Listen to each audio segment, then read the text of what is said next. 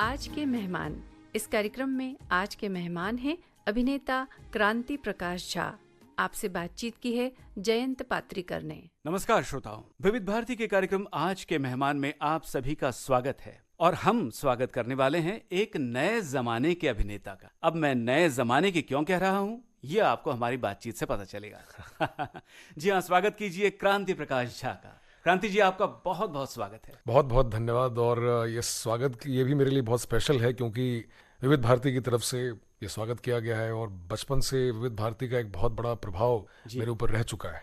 और आपने मेरी भूमिका ऐसी थी कि मैं नए ज़माने का अभिनेता हूँ, लेकिन मैं अपने आप को ये मानता हूँ कि मैं पुराने ख्यालात का नए ज़माने का अभिनेता हूँ। वाह! क्योंकि मेरे ख्यालात बहुत पुराने हैं और शायद गाने भी मुझे विविध भारती के माध्यम से ही इतने ज़्यादा मैं पुराने गाने सुन चुका हूँ कि आज तक वही सुनता आ रहा हूँ। जी जी। तो आप सबका बहुत धन्यवाद है sir, thank you so much. तो हमारे श्रोताओं के लिए मैं नए ज़माने का खुलासा पहले ये कर दूं कि आजकल एक प्लेटफॉर्म है जिसे OTT प्लेटफॉर्म कहा जाता है। जी। और इसके ज़रिए, इसी माध्यम से सारी फिल्में हम तक पहुंचती है, सारे टीवी सीरियल्स पहुंचते हैं, बहुत सी नई सीरीज़ हैं जो केवल OTT प्लेटफॉर्म पर उपलब्ध है। तो बहुत से अभिनेताओं की शुरुआत वहां से हो रही है और आपने दोनों तीनों माध्यमों को जो है वहां अपनी जगह बनाई है। जी। तो हम शुरुआत करेंगे आपकी शुरुआत से कि आपका एक्टिंग का जो दौर शुरू हुआ वो कब और कहाँ शुरू हुआ?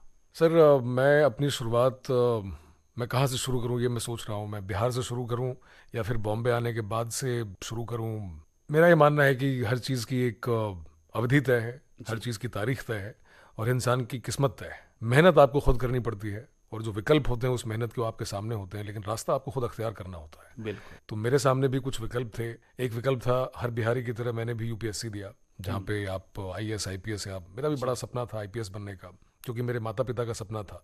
लेकिन होता यह है कि आपको उन सपनों के असमंजस से अपने बारे में बहुत बाद में जाके पता चलता है। तो मैं जिस ज़माने की बात कर रहा हूँ, अब ज़माना मतलब ये नहीं कि मैं सन 47 के पहले की बात कर रहा हूँ, लेकिन अगर आप देखें तो बहुत ज़्यादा 90 के ज़माने में बिहार में आप कह सकते हैं कि +2 के बाद बहुत सुविधाएं नहीं थी बहुत कुछ करने की, जो शायद आज होंगी। जी। तो +2 के बाद बच्चे या तो MBBS करते थे या फिर इंजीनियरिंग करते थे, नहीं तो फिर आर्ट्स लेके उनका एक ही सपना होता था कि हमें सरकारी नौकरी चाहिए। तो मैंने भी एक कोशिश की जिसमें मैंने UPSC दिया, कुछ नंबर से रह गया।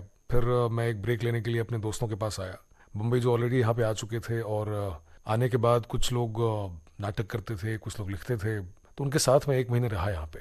और कॉलेज के ज़माने में भी शायद ये एक्टिंग का बग मतलब जिसको आप कीड़ा कह सकते हैं, जिसको आप पिल्लू कह सकते हैं, तो शायद वो पढ़ाई के बोझ तले या फिर जो एक माता पिता की महत्वाकांक्षा होती है, जो उनके सपने होते हैं, तो उनके बोझ तले दबा हुआ था। लेकिन यहाँ आने के बाद वो बिल्कुल बाहर निकल आया और तब जाके मुझे लगा कि शायद मुझे यही करना है। और मुंबई एक ऐसा शहर है जो एक बार आके अगर आप यहाँ पे टिक जाएं तो आपको कहीं जाने नहीं देता है। आप कुछ समय मुंबई को दे दें, फिर मुंबई आपको देता है। बिल्कुल सर। खैर, इसमें आपके करियर के बारे में तो बहुत तफसील से हम बात करेंगे। जी। हम और भी पीछे जाना चाहेंगे आपके बचपन की ओर। बचपन कहाँ गुजरा? मुझे लगता है कि शायद हम लोगों का सौभाग्य था कि वैसा बचपन मिला जहाँ पे हम मिट्टी खाते थे, मिट्टी में खेलते थे, कहीं का पानी पी लेते थे और कहीं का समोसा खा लेते थे, कुछ भी। तो अगर बहुत बचपन से शुरू करूँ तो मेरा गाँव बेगूसराय एक जिला है बिहार में, जहाँ के रामधारी सिंह दिनकर राष्ट्र कवि थे। जी। तो मेरा गांव बेगूसराय का रुदौली गांव है और मेरा ननिहाल दरभंगा है। अच्छा। जहाँ के महान कवि विद्यापति थे। तो इसी बीच में मेरा बचपन बीता है और पिताजी शिक्षा विभाग में थे, तो उनकी नौकरी में जो ट्रांसफ़र होते रहते हैं, तो 3 साल आपने यहाँ बिताए, 3 साल वहाँ बिताए। तो मेरी शिक्षा भी वैसे ही, प्रारंभिक शिक्षा आप कह सकते हैं, तो भी वैसे ही बीती। मुझे याद है कि उस ज़माने में बिजली नहीं होती थी सर, तो हम लोग लालटेन लेके, और शायद टेबल कुर्सी भी मिलती नहीं थी। लेकिन मैं फिर से कहूँ कि ये सन 47 के पहले की बात नहीं है, जो भी श्रोतागण है उनको, ये उस ज़माने के बिहार की बात है। तो मैं जो गनी बैग होता है, तो हम दोनों भाई गनी बैग लेके जाते थे पढ़ाई लिखाई करने के लिए। फिर पापा ने सोचा कि यार इनको अब किसी हॉस्टल में डालते हैं, क्योंकि ये 2 साल यहाँ रहते हैं, 2 साल वहाँ रहते हैं। तो मैं फिर वहाँ से चला गया राय स्कूल सोनीपत, वहाँ से फिर गया मैं विकास विद्यालय रांची। फिर पटना से मैंने 10th की, +2 की। उसके बाद मैंने हिंदू कॉलेज दिल्ली विश्वविद्यालय में दाखिला लिया, वहाँ से मैंने ग्रेजुएशन किया और MA किया वहाँ से हिस्ट्री में, क्योंकि बनना था IPS। पर भगवान कृष्ण ने अर्जुन को कहा था गीता में, हाँ, कि तू करता वो है जो तू चाहता है, होता वो है जो मैं चाहता हूँ, फिर तू कर वो जो मैं चाहता हूँ और होगा वही जो तू चाहता है। क्या बात। तो शायद मैं उन्हीं की बताई राह पे चल रहा हूँ। जी जी। तो बचपन बहुत अच्छा बीता है। मतलब मैं जब आज का बचपन देखता हूँ, हाँ, और मैं तब का बचपन देखता हूँ, तो मैं अपने आप को आई फील रियली ब्लेस्ड कि शायद हमें उतनी चीज़ों को एहसास करने का मौका मिला जो शायद आजकल का बचपन उतना एहसास नहीं कर पाता है, क्योंकि साइंस ने जितनी तरक्की की है तो उसके अपने ड्रॉबैक्स भी होते हैं, तो वो एहसास कहीं चला गया है जो शायद एहसास उस बचपन में था। बचपन की यादों में फिल्में भी होंगी। बिल्कुल है। उस वक्त देखी हुई फिल्में या पापा के साथ देखी हुई फिल्में या कोई रेडियो पे सुने हुए गाने जो पापा को बहुत पसंद आते हों। ये दोनों तीनों चीज़ें हैं। मुझे याद है पापा हमारे एक जगह है हाजीपुर जी बिहार में जी, तो पापा वहाँ पोस्टेड थे एज DEO, जिला शिक्षा पदाधिकारी। तो एक बार पता नहीं कैसे पापा का मन कर गया कि आज चलते हैं, और तब वहाँ पे एक एशिया का तब के ज़माने में सबसे बड़ा ब्रिज बना था जिसका उद्घाटन करने श्रीमती इंदिरा गांधी वो आई थी जी। सबसे बड़ा ब्रिज था वो तब का। शायद उसी ज़माने की बात थी, वहाँ स्टीमर भी चलती थी। तो हम लोगों ने हाजीपुर से हम लोग पटना आए, और पटना आने के बाद आप यकीन माने कि मैं, भैया, माँ और पापा हमने 12 से 3 एक फिल्म देखी, 3 से 6 हमने एक फिल्म देखी, और 6 से 9 एक फिल्म देखी। क्या बात है। जिसमें एक फिल्म थी गुलामी, एक फिल्म थी राम लखन, और तीसरी का मुझे नाम नहीं याद आ रहा। हमारी नानी को पिक्चरें बहुत अच्छी लगती थी। अच्छा। मेरे पैदा होने से लेके अपने जाने तक मतलब पंचतत्व में विलीन होने तक नानी हमारे साथ ही रही। मेरे व्यक्तित्व में भी मेरी नानी का बहुत बड़ा हाथ है। तो नानी को फिल्में देखने में बड़ा मजा आता था, तो हम बच्चों को लेके जाती थी वो। तो कर्मा मैंने उनके साथ देखी थी। ओहो। और उन्होंने कहा कि एक बार में बउआ मैथिली में, मेरी मातृभाषा मैथिली है, तो बैक टू बैक 2 बार हमने कर्मा देखी थी। ओहो।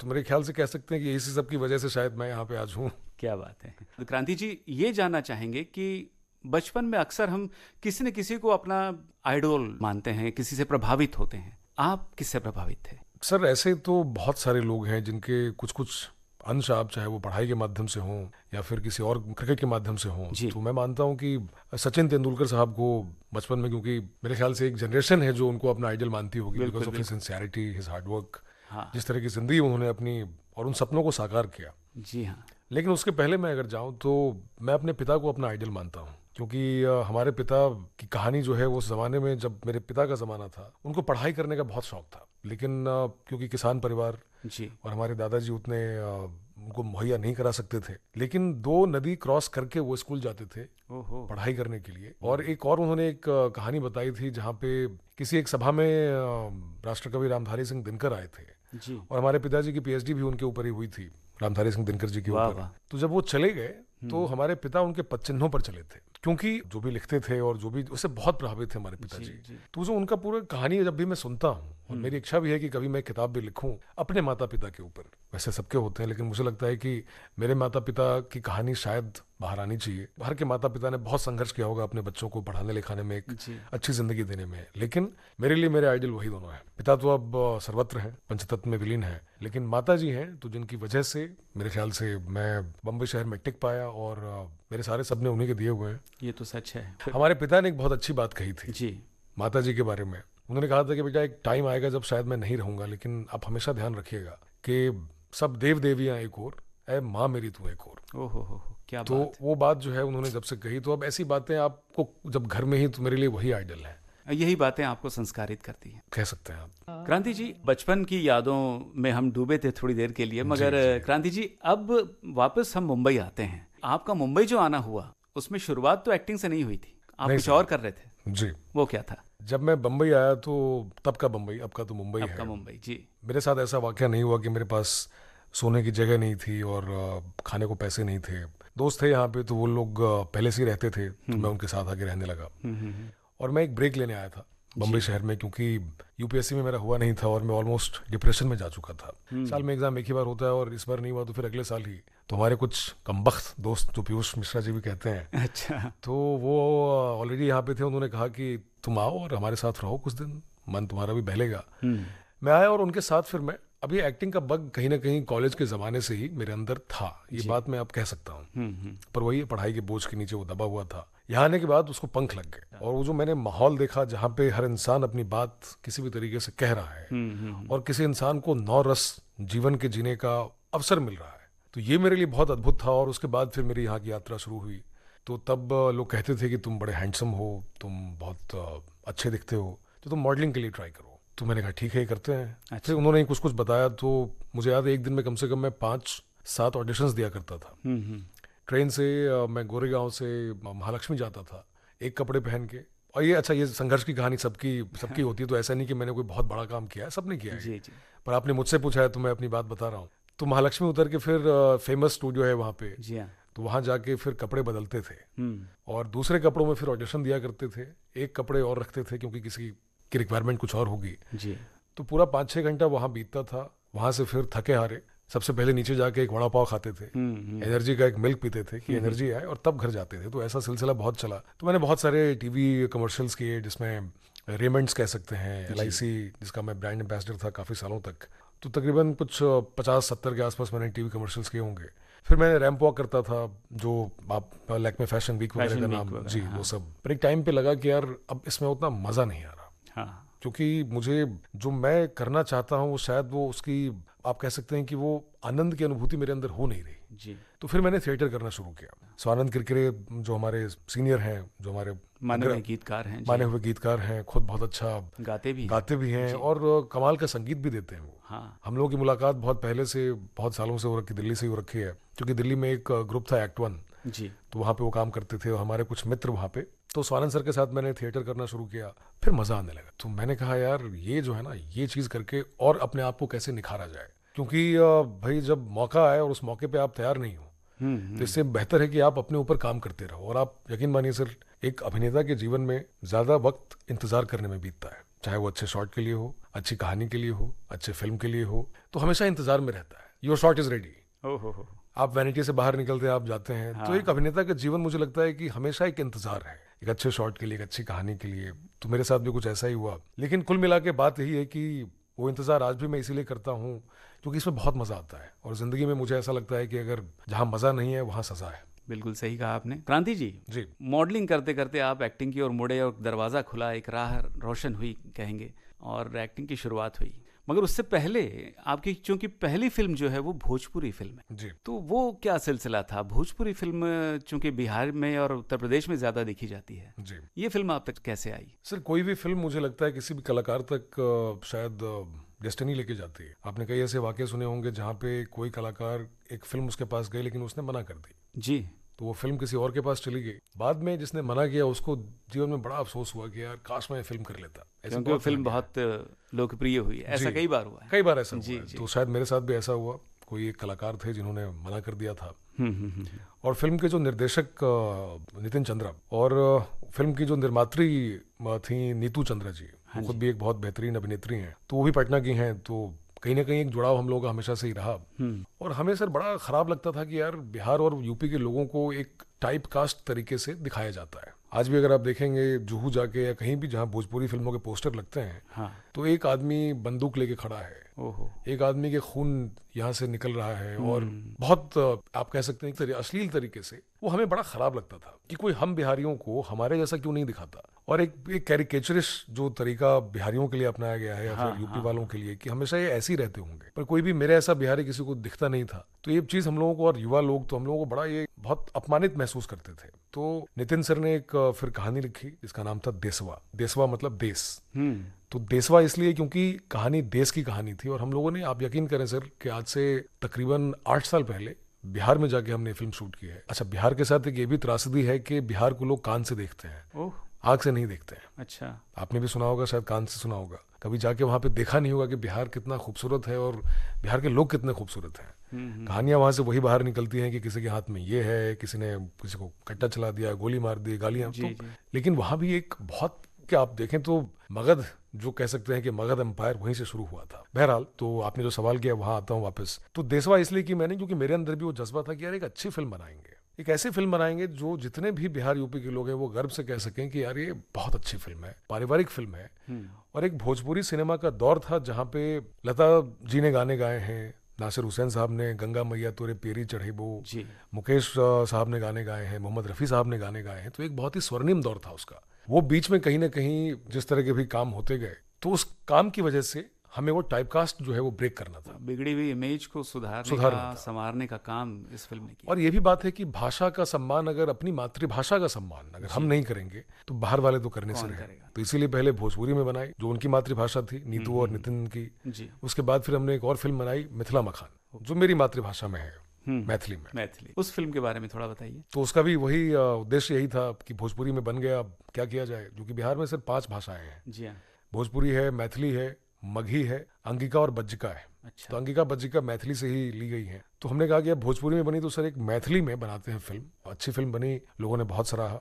उस फिल्म को राष्ट्रीय पुरस्कार भी मिला था, जो कि एक बहुत गौरव की बात है पूरे बिहार वालों के लिए और किसी भी इंसान के लिए जो इंसान अपनी मातृभाषा का सम्मान करता है, चाहे वो बिहार का हो, यूपी का हो, महाराष्ट्र का हो। और मैं यहाँ के लोगों की बड़ी दाद देता हूँ। मैं मराठी जो आप संस्कृति है उससे बहुत प्रभावित रहता हूँ मैं, क्योंकि सबसे कमाल की बात यह है सर के पकड़ के रखते हैं अपनी जड़ों को, छोड़ते नहीं है जी। और जो इंसान अपनी जड़ों को जितनी मजबूती से पकड़ के रखता है वो इंसान उतना ही टिका रहता है, मेरा ये मानना है। तो यहाँ के लोगों से मैंने बहुत कुछ सीखा है इस मामले में। क्रांति जी, पहली फिल्म तो आपकी भोजपुरी फिल्म थी जी, मगर हम हिंदी फिल्मों की बात करें तो उसमें पहली फिल्म थी गोलियों की रासलीला, रामलीला। जी।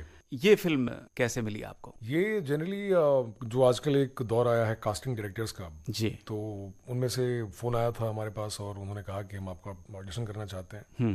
तो मैंने ऑडिशन किया, संजय सर ने देखा, संजय लीला भंसाली सर ने देखा और उनको पसंद आया। तो बेसिकली रोमियो एंड जूलियट अगर किसी ने पढ़ी है तो उसमें एक मर्कुशियो का कैरेक्टर है जी, जो कि रोमियो का दोस्त होता है। तो उसका रोल था और पहली बार इतना बड़ा सेट आपने जो बचपन से शायद फिल्में देखी होंगी उनकी और आपको वो अंततः काम करने का मौका उनके साथ मिला, तो मैं अपनी ज़िंदगी में बड़ा खुश था उस टाइम, क्योंकि ऐसा अवसर बहुत कम मिलता है लोगों को। और संजय सर के साथ काम करने का जो अनुभव है वो बहुत ही कमाल का इसलिए है क्योंकि आप सीखते बहुत कुछ है। आपका शॉट नहीं भी है जी, तो भी अगर आप सेट पे हैं तो आप बहुत कुछ सीखते हैं। तो वो 6 महीने मेरे, आप कह सकते हैं कि हिंदी फिल्म के करियर का फाउंडेशन जो है उसी से शुरू हुआ था। और उसके बाद फिर वही लोग मिलते गए और कारवां बनता गया। वाह। और उसके बाद जब सिलसिला आगे बढ़ा तो लोग याद करते हैं आपका हेलीकॉप्टर शॉट। मैं MS धोनी फिल्म की बात कर रहा हूँ, द अनटोल्ड स्टोरी। जी, तो उसमें भी वही था, नीरज सर के साथ काम करने का बहुत मन था जी, क्योंकि उनकी फिल्म मैंने देखी थी उसके पहले वेडनेसडे, जो एक फिल्म बहुत चली थी। तो मेरे पास फ़ोन आया, मेरे भाग्य ने शायद बहुत प्रबलता दिखाई होगी वहाँ पे कि जो कास्टिंग वाले थे उनको मेरी याद आई, उन्होंने फ़ोन किया, फिर मैंने ऑडिशन किया, नीरज सर के साथ एक रीडिंग की और उनको पसंद आया। पर कमाल की बात यह है कि मुझे नहीं मालूम था मैं कौन सा रोल करने वाला हूँ। ज़िंदगी में शायद एक ऐसा वो दौर था जहाँ पे मैं कुछ भी करना चाहता था क्योंकि अंदर से कहीं हिला हुआ था कुछ चीज़ों को लेके ज़िंदगी के अपने।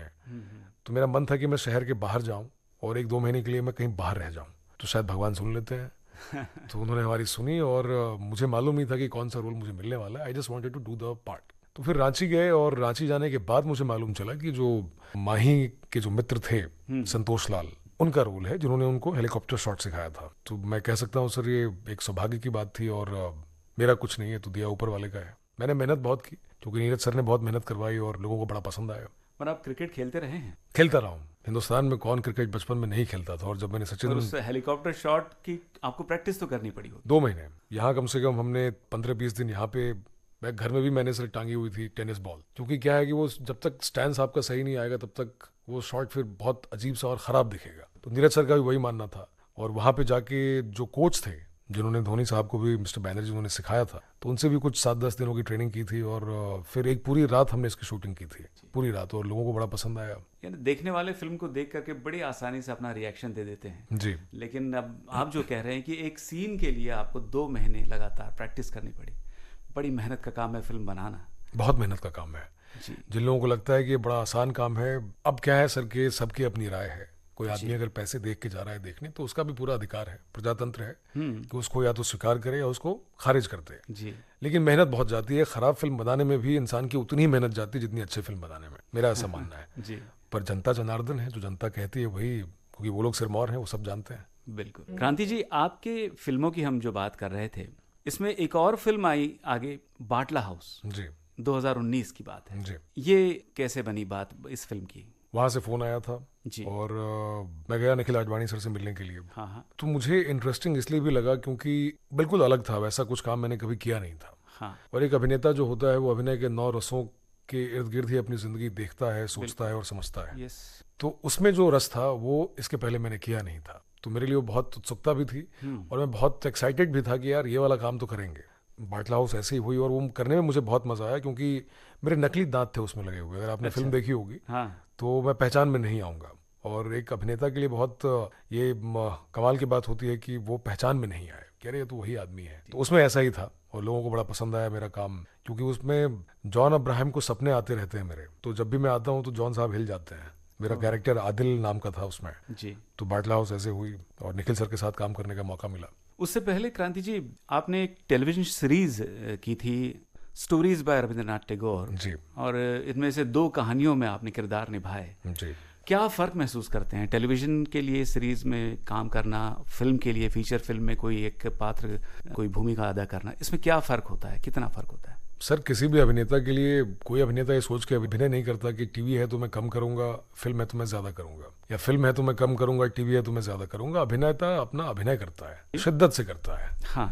तो चाहे टेलीविज़न हो चाहे फिल्म हो, इंसान आदमी मेहनत उतनी ही करता है। लेकिन मैंने जो टेलीविज़न किया वो मैंने बहुत कम टेलीविज़न किया है, लेकिन जो मैंने किया वो इसलिए भी किया क्योंकि अनुराग बासु सर थे और अनुराग बासु सर के काम से मैं बड़ा प्रभावित रहा हूँ जी। उनकी धर्मपत्नी जी तानी बासु एक एपिसोड की डायरेक्टर थी, और कहानी इसलिए क्योंकि stories bye Rabindranath Tagore, broken nest, Charulata, और एक कहानी और भी थी अपरिचित, तो दोनों में किरदार मेरे अलग थे जी। अगर आप ब्रोकन नेस्ट में देखें तो भूपति बाबू है जिसका एक प्रेस है लेकिन उसकी प्रेस चल नहीं रही, और फिर पत्नी के साथ, फिर उसका अपने भाई के साथ, अगर आप लोगों ने चारुलता पढ़ी है तो जी। और अपरिचित ऐसी कहानी है जिसमें उसका इश्क मुकम्मल नहीं हो पाता। इश्क तो वही होता है जो कभी मुकम्मल नहीं होता, बाकी तो लोग जिंदगी जी लेते हैं। तो इसलिए मैंने वो की, और सबसे बड़ी बात अनुराग बासु थे जी। और आपने कहा फिल्मों के अभिनय के बारे में, मैंने शिद्दत से सर हर फिल्म में हर कैरेक्टर में अपना काम किया है। कहीं मैंने ये नहीं सोचा माध्यम क्या है, और कोई भी नहीं सोचता ऐसा, अभिनेता अपना काम करता है। बिल्कुल सही। कुछ सेट में फर्क रहता होगा, डायरेक्टर की ट्रीटमेंट अलग रहती होगी, ऐसा कुछ फर्क तो होता होगा। वो तो बिल्कुल होता है। हाँ। हर आदमी का अपना एक टेक होता है, हर डायरेक्टर का अपना विजन है। तो मैंने इसलिए भी टेलीविजन किया वो वाला क्योंकि वो शायद वैसा टेलीविजन नहीं था जो उस दौर में चल रहा था। जी। कोई भी महिला, मैं अपने घरों में मैंने देखा है कि इतना मेकअप या जो कुछ भी कहानियां जैसे हमने देखी हैं, जबकि सबको बहुत अच्छी लगती हैं जी, पर मैं उससे रिलेट नहीं कर पाता था। तो मैंने कभी उस तरह के काम किए नहीं। और उसके बाद फिर मैंने एक बायोपिक की टेलीविजन में, स्वामी रामदेव जी, एक संघर्ष, अगर आपने नाम सुना होगा तो। हाँ। तो स्वामी रामदेव के ऊपर एक बायोपिक बनी थी जिसमें मैंने स्वामी जी का किरदार किया था। तो वो टेलीविजन भी मैंने किया लेकिन वो बिल्कुल अलग था। तो हमेशा मैंने कोशिश यही की है कि कुछ अलग करता रहूं, टाइपकास्ट ना हो, और ऐसा कुछ करूं जो लोगों को भी पसंद आए, और नहीं भी आए तो कम से कम इतना ना कहें कि यार ये बहुत वाहियात कलाकार है। एक बहुत अच्छा सा संदेश आपने इस बहाने दिया है इस उत्तर में जी। मैं ये जानना चाह रहा था कि किसी भी अलग अलग डायरेक्टर्स के साथ आपने काम किया है, मगर निर्देशकों के साथ हर निर्देशक का अपना एक अंदाज होता है, एक शैली होती है जी। और वो करते समय अभिनेता अपनी तरफ से कुछ उसमें डालता है उस किरदार में अपनी तरफ से, और वो सजेशन अगर दे सके तो आपका क्या अनुभव है? सर मेरा मानना है कि ये एक कोलैबोरेटिव एफर्ट है जी। जो फिल्म मेकिंग है, सबका कोलैबोरेशन है। हाँ जी। एक स्पॉट बॉय की भी उतनी अहमियत है जितनी डायरेक्टर की होती है। जितनी मेहनत स्पॉट बॉय टेक्नीशियंस करते हैं, आप यकीन मानिए, मैं जब सेट पे होता हूँ, मैं देखता हूँ तो मुझे अंदर से बहुत खराब भी लगता है, लेकिन अब सबकी अपनी मेहनत है, सबकी अपनी किस्मत है। तो सजेशन आप दे सकते हैं, लेकिन मुद्दा वही है कि सजेशन आपके अपने कैरेक्टर के हिसाब से ना हो, इन टोटलिटी में हो, और तभी जाके कोई निर्देशक आपका सजेशन लेता भी है। जैसे मैंने जितने भी काम किए जहां मुझे लगा मैं कुछ कह सकता हूँ जी। मैंने कहा, सामने वाले जो निर्देशक, उन्हें लगा कि हाँ यार ये अच्छा सजेशन है, ये वर्क करता है, उन्होंने लिया। अगर कभी किसी ने नहीं लिया, उनको नहीं लगा, क्योंकि विजन उनका है। मैं सिर्फ कह सकता हूँ, सुझाव दे सकता हूँ, सुझाव थोप नहीं सकता, ये फर्क है। और स्टोरीज बाय रविंद्रनाथ टैगोर आपने की, तो ऐसे ही कई क्लासिक्स हैं दुनिया के जितना साहित्य है उसमें से, और ऐसा होता है अक्सर कि शेक्सपियर का कोई कैरेक्टर है और आप करना चाहते हैं, या किसी और कहानी से कोई पात्र जो आप करना चाहते हैं, मगर कभी मौका नहीं मिला, अवसर नहीं मिला। सर कहानी की तो पता नहीं, लेकिन एक बात बहुत अंदर से, क्योंकि मैं जहाँ से आता हूँ वहाँ पे एक जगह है बक्सर जी, अगर आपने नाम सुना होगा, बहुत ऐतिहासिक जगह है। वहाँ के एक फ्रीडम फाइटर थे वीर कुंवर सिंह, ओहो, जिनको कुंवर बाबू भी कहते हैं। जी जी जी जी। पता नहीं बचपन से मैं उनसे बड़ा ही, जो भी कहानियां किताब में पाठ्यक्रम में होता था मैंने पढ़ी हैं। 70 साल की उम्र में उन्होंने अंग्रेजों से लोहा लिया था, उनका एक हाथ नहीं था। वो बायोपिक में करना चाहता हूँ कि वो कहानी बाहर आनी चाहिए। आई विश कभी ईश्वर का वरदान होगा तो जरूर करेंगे। क्यों ना आप ही प्रोड्यूस करें। आपके मुंह में सर काश की माँ सरस्वती विराजमान हो और ये बात कभी सच हो जाए। मैं चाहता हूँ, मैं करूँ, बिल्कुल अवश्य ऐसा हो गया। क्रांति जी, हमने सुना है कि आप लिखते भी हैं, कविताएं खास तौर से। जी, तो हमारे श्रोताओं को आपकी काव्य प्रतिभा से परिचित करा दें। सर काव्य प्रतिभा तो बहुत अतिशोक्ति हो जाएगी, क्योंकि मैं अपने आप को उतना गुणी नहीं मानता जितना आप कह रहे हैं, लेकिन फिर भी मैंने एक छोटी कोशिश की है कि मैं अपने दिल की बातें, अपने जो भी मेरे चाहने वाले हैं उनको, रील बनते हैं आजकल, तो उसके माध्यम से मैं अपनी आवाज में ही, तो मैंने एक शुरू किया, एक बात कहूँ। तो एक बात कहूँ कह के मैं अपनी बात कहता हूँ, जो कि शायद एक बात भी होती है, 2-3 बातें भी हो जाती हूँ। चलो कुछ बातें उसमें से। तो उसमें से एक बात कहूँ मैं शुरू ऐसे करता हूँ कि एक बात कहूँ, मोहब्बत के बारे में है। मोहब्बत पहली, दूसरी या तीसरी नहीं होती। मोहब्बत पहली, दूसरी या तीसरी नहीं होती। मोहब्बत तो वो होती है जिसके बाद फिर कभी मोहब्बत नहीं होती। क्या बात है, बहुत खूब, बहुत खूब। धन्यवाद, धन्यवाद। तो एक ये है, और एक मैंने लिखा था जहाँ पे शायद वो इंस्पायर करने के लिए था लोगों को जी, कि एक बात कहूँ जिंदगी के बारे में। जिंदगी में तुम्हें कई बार ऐसा लगेगा कि बस हो गया। जिंदगी में तुम्हें कई बार ऐसा लगेगा कि बस हो गया, लेकिन जिस दिन तुम्हें ऐसा लगे कि बस हो गया, उस दिन से याद रखना वो सब होगा जो उसके पहले कभी नहीं हुआ। तो बस लगे रहो, लगे रहो।